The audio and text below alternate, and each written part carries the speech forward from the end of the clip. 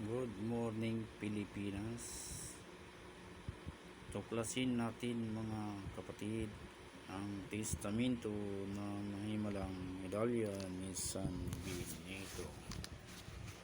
Ang kasaysayan at testamento ng mahimalang San Benito. Unang bahagi, ang kasaysayan, mga kontribusyon at impluensya ni San Benito sa pananampalatayang Kristiyano.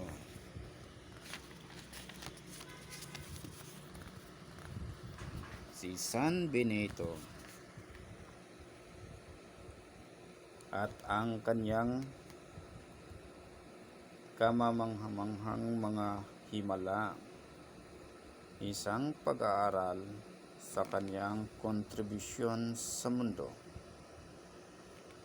Si San Benito ay kilalang santo sa simbahang Katoliko dahil sa kanyang dedikasyon at paglilingkod sa Diyos at sa kanyang kamamanghamanghang himala. Siya ay isang halimbawa ng katapatan, kasipagan at pagpakumbaba sa mga Kristiyano.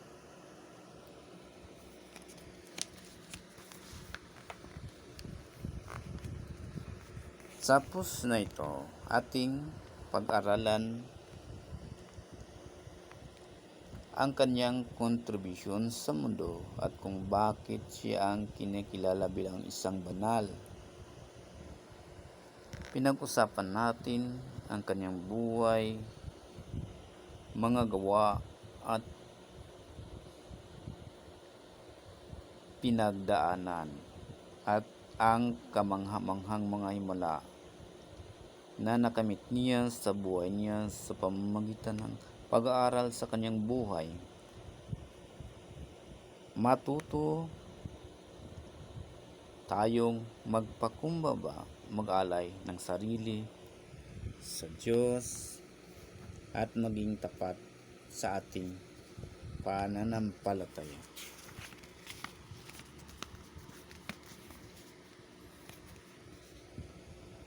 Introduction kay San Benito at ang kanyang kahalagahan sa mundo.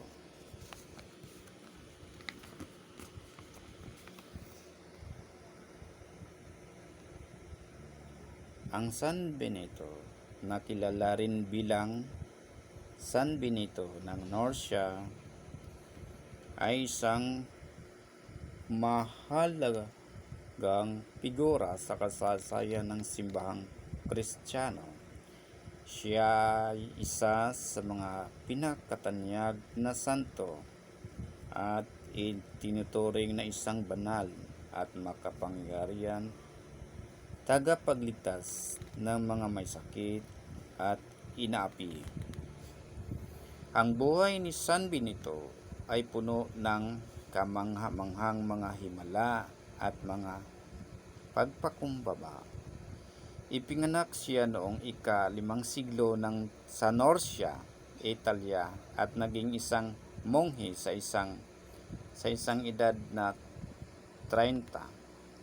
Sa kanyang pagtanggap sa espiritual na buhay, sinikap ni San Benito na buhay na isang matapat na pagsunod sa mga aral ng Panginoon. Ang kahalagahan ni San Benito sa mundo ay hindi maaaring maliitin. Siya ang nagtatag ng orden ng mga Benedictine, isang reliyosong kumbento na naglalayong itaguyod ang pagsunod sa mga banal na alituntunin at sa espiritualidad sa pamagitan ng kanyang mga aklat tulad ng Regula Benedicti.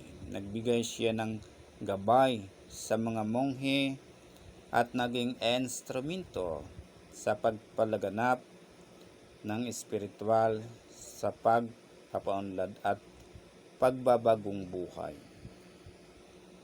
Bilang isang santo, si San Benito ay isang naging huwaran ng matatag na pananampalataya at kabanalan. Maraming mga sumusunod niya ang humingi ng kanyang patnubay at pangalagaan sa kanilang mga personal na buhay. Ang kanyang pag-aalay ng buhay para sa paglilingkod sa Diyos at sa kapwa ay nagbibigay inspirasyon at pag-asa sa maraming tao sa loob ng mga siglo.